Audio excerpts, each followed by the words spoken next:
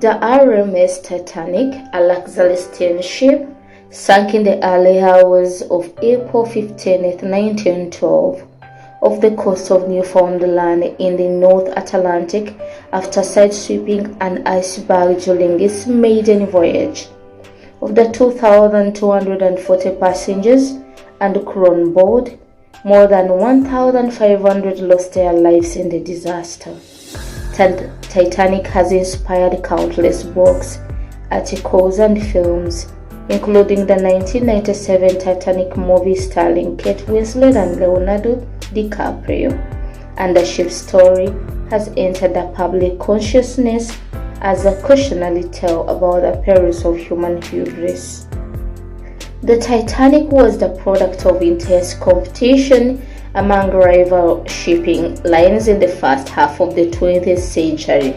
In particular, the White Star Line found itself in a battle for steamship primacy with Cunard, a venerable British firm with the two standout ships that ranked among the most sophisticated and luxurious of their time.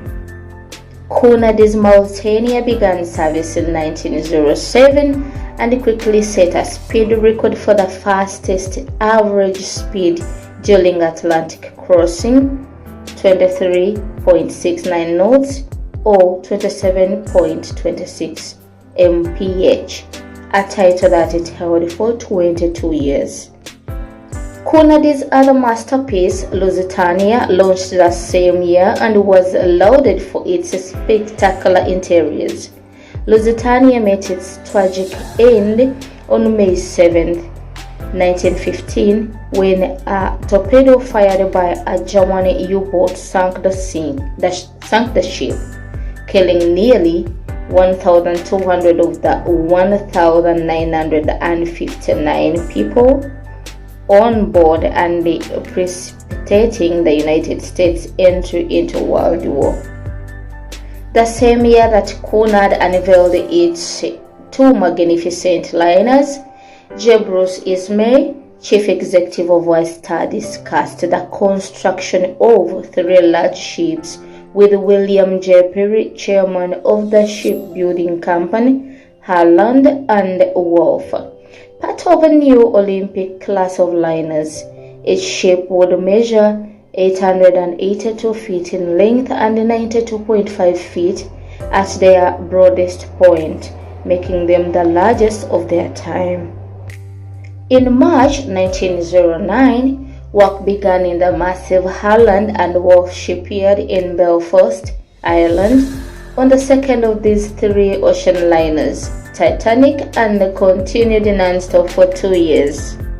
On May 31, 1911, Titanic, is immense hull, the largest movable man-made object in the world at the time, made its way down the slipways and into the river Lagan in Belfast.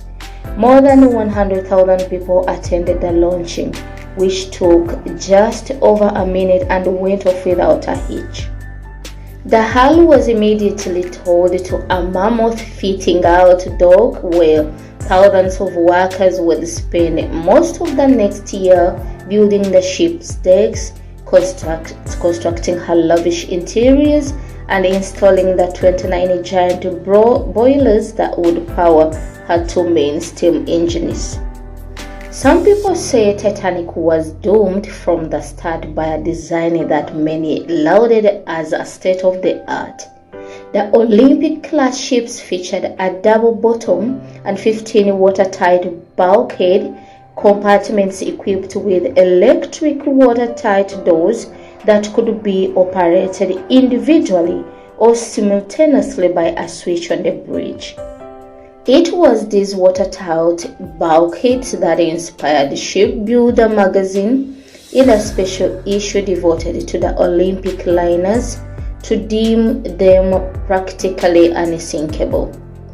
But the watertight compartment design contained a flaw that was a critical factor in Titanic's sinking. While the individual bulkheads were indeed watertight, the walls separating the bulkheads extended only a few feet above the waterline, so water could pour from one compartment into another, especially if the ship began to list or pitch forward.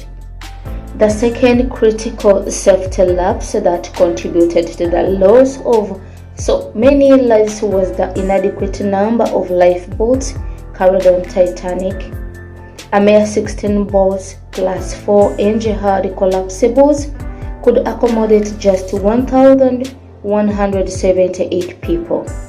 Titanic could carry up to 2,435 passengers, and a crew of approximately 900 brought her capacity to more than 3,300 people.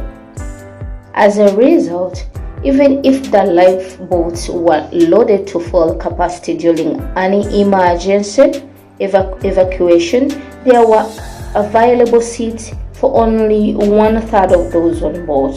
While unthinkably inadequate by today's standards, Titanic's supply of lifeboats actually extended the British Board of Trade's requirements. Titanic created quite a star when it departed for its maiden voyage from Southampton, England on April 10, 1912. After stops in France and Queenstown, Ireland, the ship set sail for New York with 2,240 passengers and crew, or souls, the expression then used in the shipping industry, usually in connection with a sinking on board. As befitting the first transatlantic crossing of the world's most celebrated ship, many of these souls were high-ranking officials, wealthy industrialists, dignitaries, and celebrities. First and foremost was the White Star Line's managing director, J. Bruce Ismay, accompanied by Thomas Andrews, the ship's builder from Harland and Wolff. Absent was financier J.P. Morgan, whose International Marine Shipping Trust controlled the White Star Line and who had selected Ismay as a company officer. Morgan had planned to join his associates on Titanic, but cancelled at the last minute when some business matters delayed him. The wealthiest passenger was John Jacob Aston IV, heir to the Aston family fortune, who had made waves a year earlier by marrying a 18-year-old Madeleine Talmadge Forbes, a young woman 29 years younger, shortly after divorcing his first wife.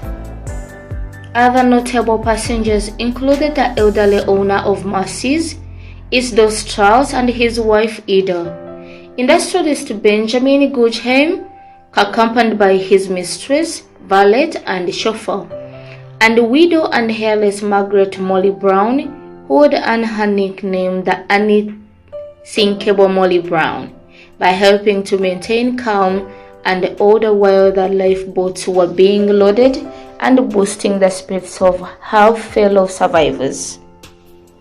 The employees attending to this collection of first-class luminaries were mostly traveling second class, along with academics, tourists, journalists, and others who would enjoy a level of service and accommodations equivalent to first class on most other ships. But by far the largest group of passengers was in third class, more than 700, exceeding the other two levels combined. Some had paid less than $20 to make the crossing. It was third class that was the major source of profit for shipping lines like White Star, and Titanic was designed to offer these passengers accommodations and amenities superior to those found in third class on any other ship of that era. Titanic's departure from Southampton on April 10th was not without some oddities. A small coal fire was discovered in one of her bunkers, an alarming but not common occurrence on steamships of that day. Stokers hosed down the smoldering coal and shoveled it aside to reach the base of the blaze. After assessing the situation, The captain and chief engineer concluded it was unlikely it had caused any damage that could affect the hull structure, and the stokers were ordered to continue controlling the fire at the sea. According to a theory put forth by a small number of Titanic experts, the fire became uncontrollable after the ship left Southampton, forcing the crew to attempt a full-speed crossing. Moving at such a fast pace, they were unable to avoid the fatal collision with the iceberg. Another unsettling event took place when Titanic left the Southampton dock. As she got underway, she narrowly escaped a collision with the America Line's SS, New York. Superstitious Titanic buffs sometimes point to this as the worst kind of omen for a ship departing on her maiden voyage. On April 14th, after 4 days of uneventful sailing, Titanic received sporadic reports of ice from other ships, but she was sailing on calm seas under a moonless, clear sky. At about 11:30 p.m., a lookout saw an iceberg coming out of a slight haze dead ahead, then rang the warning bell and telephoned the bridge. The engines were quickly reversed and the ship was turned sharply instead of making direct impact. Titanic seemed to graze along the side of the berg, sprinkling ice fragments on the forward deck. Sensing no collision, the lookouts were revealed. They had no idea that the iceberg had a jagged underwater spur, which slashed a 300-foot gouge in the hull below the ship's waterline. By the time the captain toured the damaged area with Harland and Wolf's Thomas Andrews, 5 compartments were already filling with seawater, and the bow of the doomed ship was alarmingly pitched downward, allowing seawater to pour from one bulkhead into the neighboring compartment. Andrews did a quick calculation and estimated that a Titanic might remain afloat for an hour and a half, perhaps slightly more. At that point, the captain, who had already instructed his wireless operator to call for help, ordered the lifeboats to be loaded. A little more than an hour after contact with the iceberg, a largely disorganized evacuation began with the lowering of the first lifeboat. The craft was designed to hold 65 people. It left with only 28 aboard. Tragically, this was to be the norm. During the confusion and chaos during the precious hours before Titanic plunged into the sea, nearly every lifeboat would be launched woefully underfilled, some with only a handful of passengers. In compliance with the law of the sea, women and children boarded the boats first. Only when there were no women or children nearby were men permitted to board. Yet many of the victims were in fact women and children, the result of the disorderly procedures that failed to get them to the boats in the first place. Exceeding Andrews' prediction, Titanic stubbornly stayed afloat for close to 3 hours. Those hours witnessed acts of craven cowardice and extraordinary bravery. Hundreds of human dramas unfolded between the order to load the lifeboats and the ship's final plunge. Men saw off wives and children. Families were separated in the confusion, and the selfless individuals gave up their spots to remain with loved ones or allow a more vulnerable passenger to escape. In the end, 706 people survived the sinking of the Titanic. The ship's most illustrious passengers each responded to the circumstances with conduct that has become an integral part of the Titanic legend. Ismay, the White Star managing director, helped load some of the boats and later stepped onto a collapsible as it was being lowered. Although no women or children were in the vicinity when he abandoned the ship, he would never live down the ignominy of surviving the disaster while so many others perished. Thomas Andrews, Titanic's chief designer, was last seen in the first-class smoking room, staring blankly at a painting of the ship on the wall. Astor deposited his wife Madeline into a lifeboat and, remarking that she was pregnant, asked if he could accompany her. Refused the entry, he managed to kiss her goodbye just before the boat was lowered away.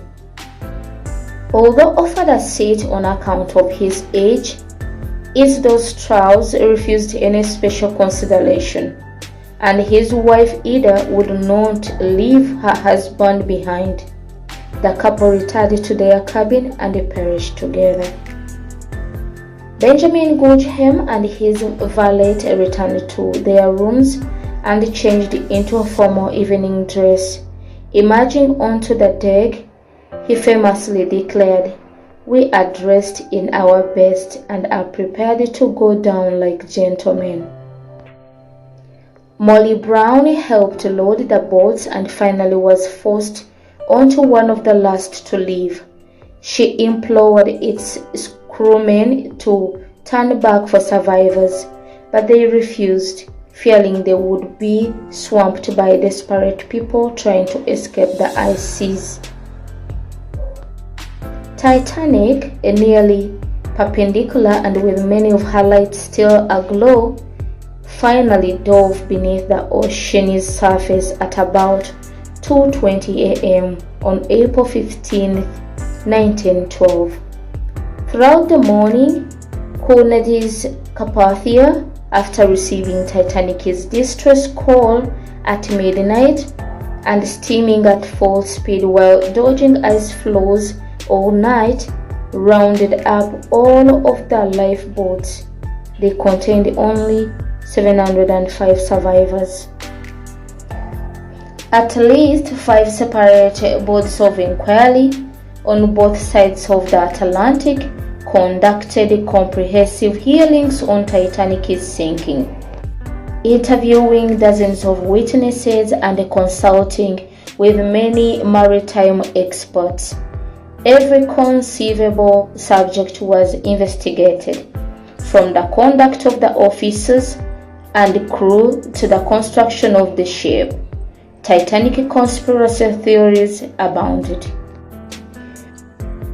While it has always been assumed that the ship sank as a result of the gash that caused the bulkhead compartments to flood, various other theories have emerged over the decades, including that the ship's steel plates were too brittle for the near-freezing Atlantic waters, that the impact caused rivets to pop up, and that the expansion joint failed, among others. Technological aspects of the catastrophe aside, Titanic's demise has taken on a deeper, almost mythic meaning in popular culture. Many view the tragedy as a morality play about the dangers of human hubris. Titanic's creators believed they had built an unsinkable ship that could not be defeated by the laws of nature. This same overconfidence explains the electrifying impact Titanic's sinking had on the public when she was lost. There was widespread disbelief that the ship could not possibly have sunk, and due to the errors, slow and unreliable means of communication, disinformation abounded.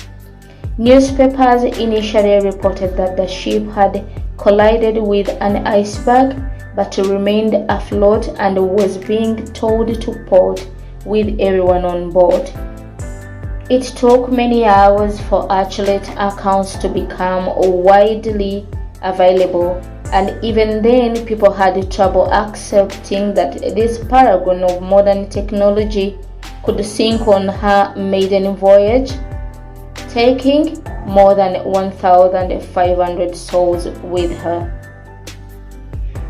The ship historian John Maxton Graham has compared the Titanic's story to the Challenger space shuttle disaster of 1986.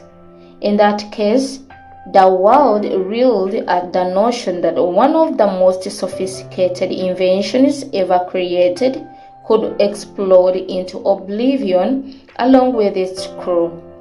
Both tragedies triggered a sudden collapse in confidence, revealing that we remain subject to human frailties and error, despite our hubris and belief in technological infallibility.